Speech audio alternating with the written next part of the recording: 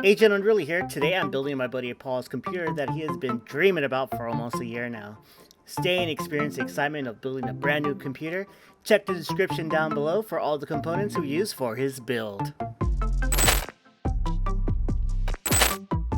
Paul is using this PC for gaming and wants to make sure it doesn't become obsolete in a year, and I'm pretty sure he'll eventually dabble into streaming. Excited, Paulie? Yeah, let's go. Starting with the motherboard, Paul went with the MSI MAG X570S Tomahawk motherboard with overclocking support for AMD socket AM4. This motherboard comes with built-in Wi-Fi 6E and Bluetooth 5.2 for wireless connection. The motherboard also comes with M.2 shields to keep your M.2 SSD device from overheating. For his processor, Paul went with the AMD Ryzen 9 5900X 12-core 24-thread unlocked processor. This super fast processor will give Paul the computing power he needs to play games like Warzone, Fortnite, and Apex Legends, and future AAA titles that are coming out in the future. For his memory, Paul went with the G.Skill Trident C RGB 32GB DDR4 3600 CL18 memory. And like they break the fucking... Oh, wow. Yeah! You always want to be very careful while installing RAM, and make sure you're using two hands so you don't end up like this guy who ended up in a viral meme. Ouch. This is a great set for PC gaming, and he still has room to add additional RAM if he ever needs more memory power. The motherboard comes with M.2 shields to protect it from overheating, so let's go ahead and remove it so we can install Paul's M.2 storage. Paul went with the 1TB Samsung 970 EVO Plus M.2 SSD with a high speed of 3500 megabytes per second.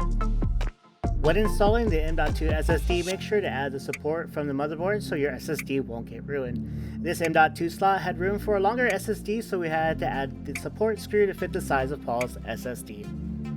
Now that the M.2 SSD is installed, we go ahead and install the M.2 shield. The M.2 SSD is going to give Paul a very fast operating system startup, and it's just going to be running in a matter of seconds every time he boots his computer.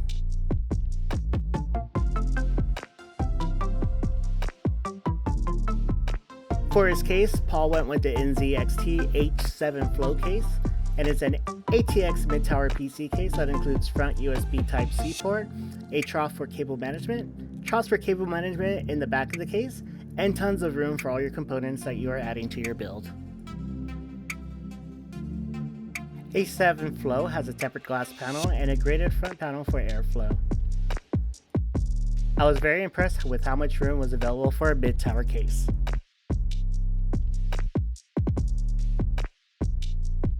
After setting up the case, we installed the motherboard into the case with ease. The back I/O panel lined up perfectly with the case.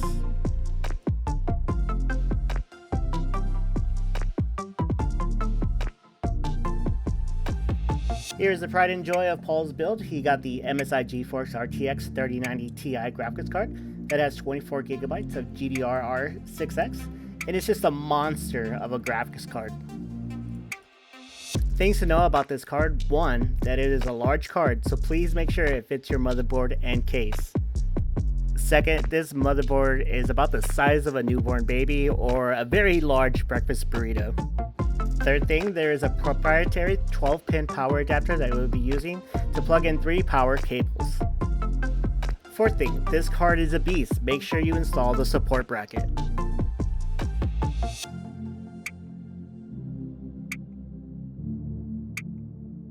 For Paul's power supply, he went with the EVGA 850GT 850-watt 80+ gold power supply. This fully modular power supply will give Paul enough power to supply all of his components with wiggle room for additional components in the future. The joys of having a fully modular power supply is the ability to only have the power cables you need for your build and keeping the extra cables in storage. If you enjoy this content and want to see more of it, please drop a like, subscribe, leave a comment, and let us know what you think, or tell us what you would do with your build.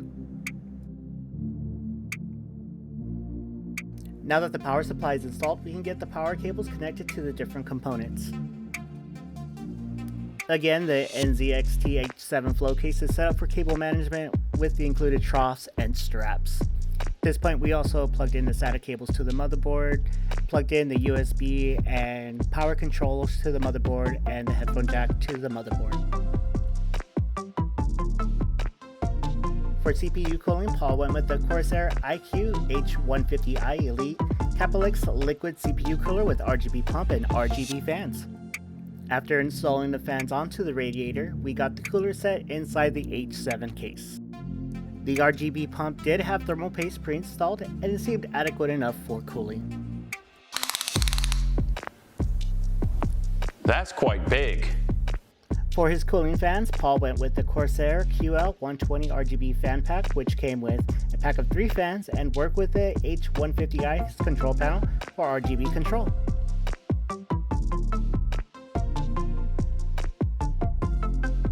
Here is a control module for the Corsair fans and CPU cooler. It had enough inputs for the 3 fans and the fans from the CPU cooler. I installed the control module next to Paul's extra SSD drive, which is a 1TB Samsung 870 EVO. Once we got all the fans plugged in, it was time for wire management and finally button things up before getting the computer to its final home. The H7 case made things very easy for wire management, and I would highly recommend it. Now that we're done with the build in the kitchen, it's time to take it to Paul's room, and time for the moment of truth. Okay. Oh my, holy crap. Oh, red light psychedelic in here. Look out here. Let's get that. The computer started up on its first try, checked the BIOS, and everything was already up to date. The last thing we needed to do was install Windows 10 and for Paul to set up all of his accounts. We didn't blow up! Dude, We didn't blow up! everything is lit up right now. It's amazing. This was a really fun build, and it's a computer that will last Paul for many years to come. If you enjoyed this content and you want to see more of it, make sure you leave a like, leave a comment, and make sure you subscribe to the channel. If you're interested in any of the components from this build, links will be available in the description. Until next time, explore on, explorers.